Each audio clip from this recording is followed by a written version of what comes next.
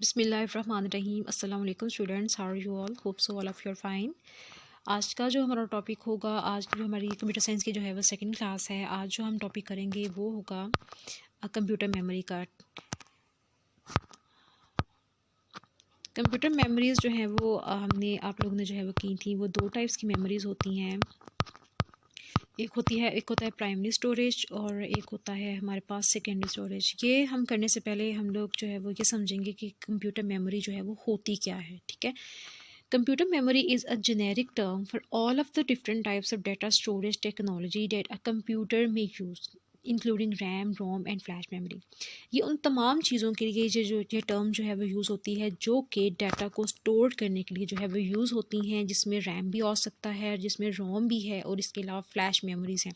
इसके अलावा भी जो कंप्यूटर मेमोरीज़ जो हैं वो उनको स्टोर करने के लिए जो डिवाइसेस यूज़ होती हैं, ये आप लोग अपनी डेली लाइफ में जो यूज़ करते हैं वो भी हम देखेंगे कि उनकी जो टाइप्स जो है वो किस जो है वो टाइप के अंदर जो है वो आती हैं।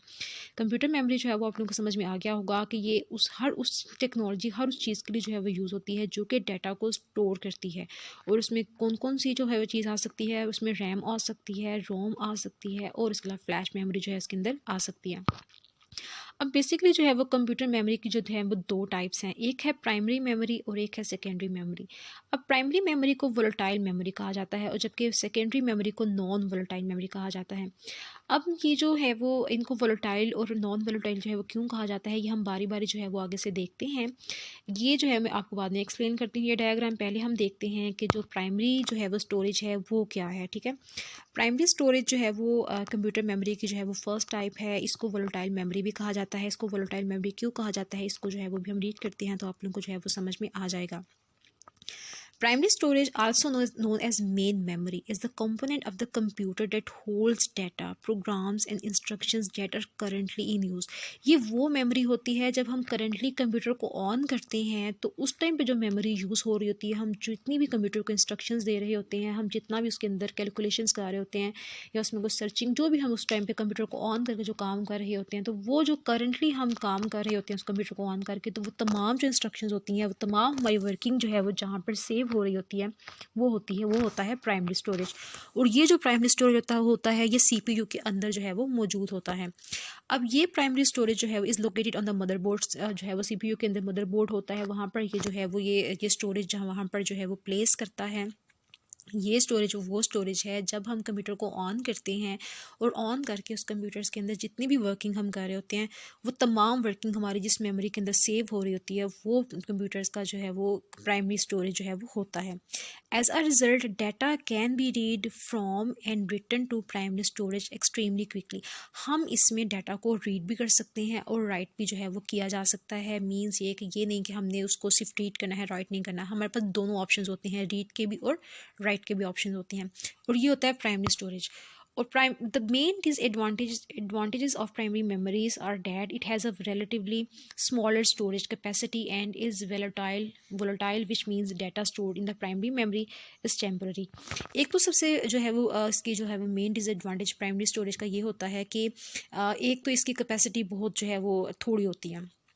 आपने देखा होगा जिस तरह हम लोग मोबाइल फ़ोन्स की बात करते हैं, इसमें 3 GB रैम है, इसमें 2 GB रैम है, तो ये उसका अपना जो स्टोरेज होता है वो बहुत ही जो है वो कम होता है। दूसरा ये कि एक तो स्टोरेज कम हुआ और दूसरी इसका जो डिसएडवांटेज होता है वो ये होता है कि हम जब करंटली काम कर रहे होते हैं तो उस करंटली काम के अंदर जो है वो हमें जो चीज़ें मतलब उसमें जो वर्किंग हम कर रहे होते हैं वो जिस स्टोरेज के अंदर जा रहा होता है वो टेम्प्रेरी सेव करता है। जैसे हम कंप्यूटर को ऑफ करते हैं तो हमारा तमाम का तमाम जो हमने वर्किंग की वो तमाम का तमाम हमारा डाटा क्या हो जाता है, लॉस हो जाता है। ये जो है वो स्टोरेज का क्या होता है, नुकसान होता है।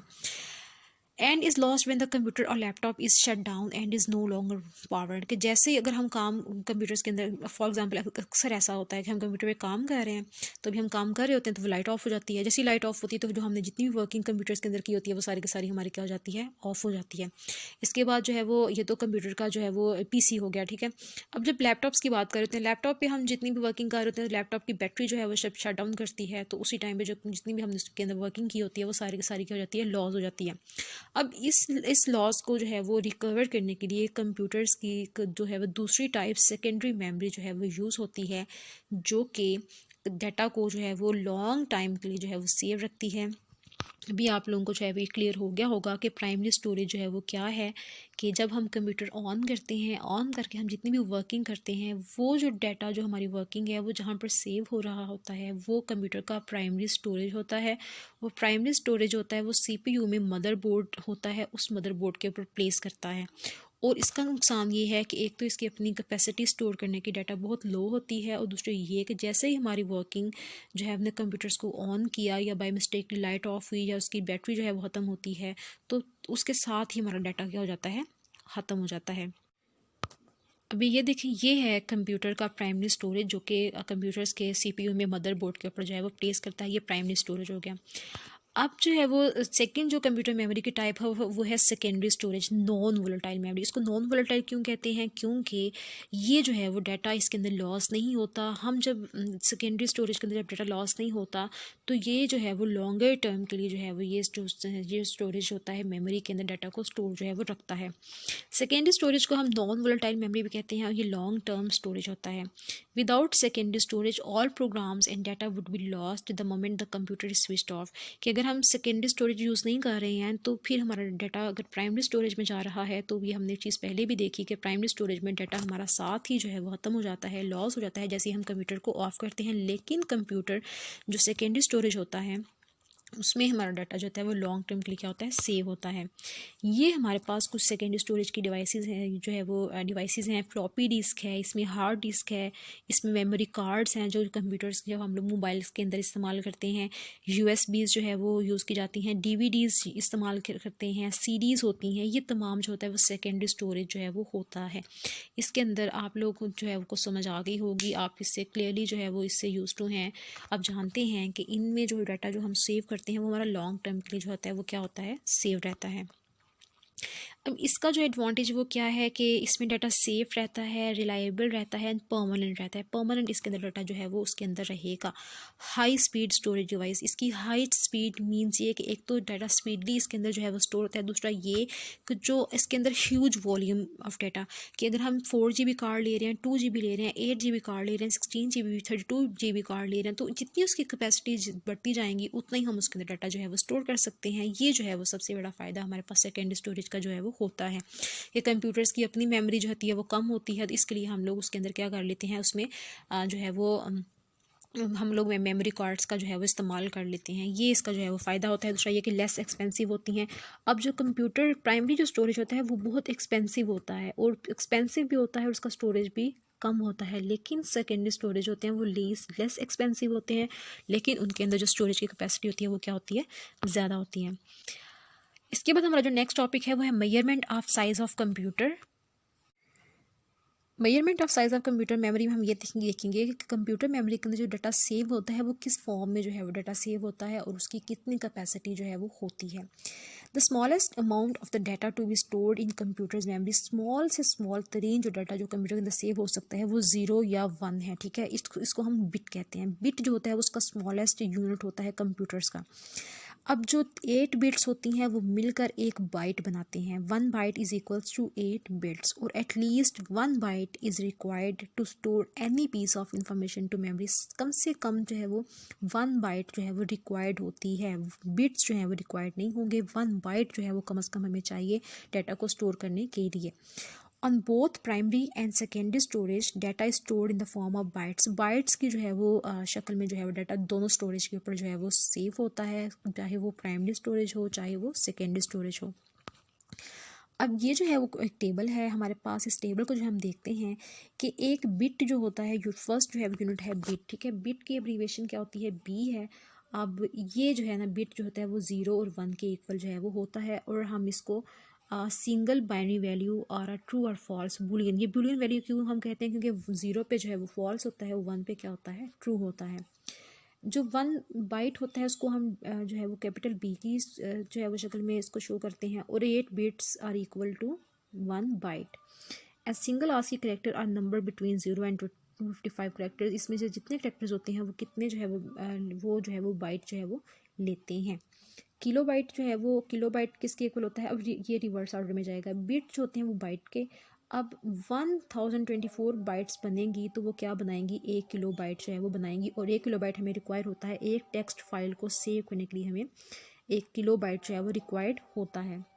इसके बाद हमारे पास मेगाबाइट आता है, और मेगाबाइट जो है वो किसके इक्वल होता है।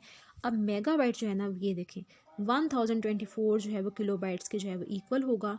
और ये जो है वो हमें मेगाबाइट कहाँ पे रिक्वायर होता है, जहाँ पे डिजिटल फोटोग्राफ्स और MP3 फाइल जहाँ पर होती हैं, वहाँ पे हमें मेगाबाइट जो है वो MG जो है वो डाटा, MB जो है वो MBs चाहिए होती हैं। जिस तरह आप MBs का वर्ड यूज़ करते हैं, MBs, ठीक है।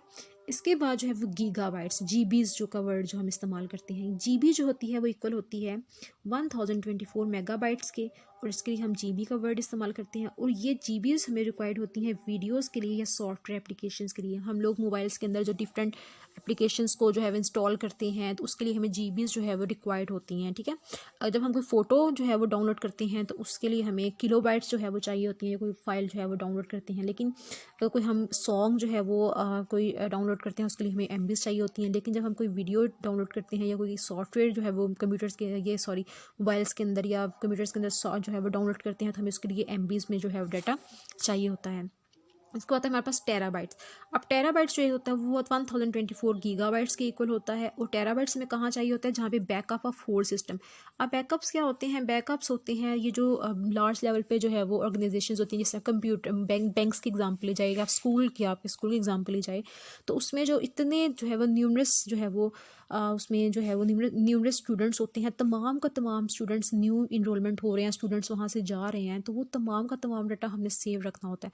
जब हम कंप्यूटर्स में सेव रखते हैं, तो बाय मिस्टेकली एक्सीडेंटली हो सकता है कि उस जो है वो कंप्यूटर को नुकसान पहुंच सकता है, तो हमारा डाटा तो सारा जो है क्या हो जाएगा, फिर लॉस हो जाएगा। लेकिन हमें उस लॉस से बचने के लिए हम क्या करते हैं, हम उसका एक बैकअप, एक उसकी एक्स्ट्रा कॉपी उसकी बनाकर उसके अपने पास जो है वो सेव रखते हैं। ये हम बैकअप्स डेली वाइज भी ले सकते हैं कि हर रोज़ जो है वो न्यू डाटा, मोबाइल फ़ोन्स का भी आपको पता होगा कि हम लोग बैकअप्स लेते हैं, तो हमारा पुराना जितना भी डाटा होता है वो हमारा बैकअप जो है वो कॉपी में सेव होता है। जब हमारा डाटा जो है वो ओरिजिनल जो है वो लॉस होता है, तो हम उस बैकअप कॉपी से अपना डाटा जो है वो दोबारा रीइंस्टॉल कर लेते हैं। अभी आपको जो है वो समझ आ गई होगी कि बिट जो है वो किस पर जो है वो बेस करती है, 0 और 1 पे। 1 बाइट इक्वल होता है 8 बिट्स के बी जो है वो इक्वल है 1024 बाइट्स के, MB इक्वल है 1024 के किलो बाइट्स, और गीगा बाइट्स जो है वो GBs इक्वल होता है ये 1024 MBs, और टेराबाइट्स इक्वल होता है 1024 गीगाबाइट्स। ये जो था वो आज के हमारे टॉपिक्स थे, और मैं होप सो ये जो टॉपिक्स हैं ये आपके लिए बहुत इजी टॉपिक्स हैं। इंशाल्लाह जो है वो आपने इनको जो है वो लर्न करना है। जो है वो कंप्यूटर मेमोरी वाला जो आपका क्वेश्चन है, ये आपको लॉन्ग क्वेश्चन आ सकता है, और बाकी जो अभी हमने ये वाला जो टेबल किया, ये आपको शॉर्ट में या MCQs में जो है वो आ सकता है। और ये आपकी डायरी है, learn page 39 to 39 and 40। Sorry, I think इसका जो है वो measurement of size of computer के जब है, मैंने यहाँ पर पेज नहीं लिखा, तो आपने वो पेज भी जो है इसको लर्न करना है। इंशाल्लाह हम लोग नेक्स्ट जो है वो लेक्चर नंबर 3 में जो है वो न्यू टॉपिक से जो है वो देखेंगे। फ़ी अमानिल्लाह।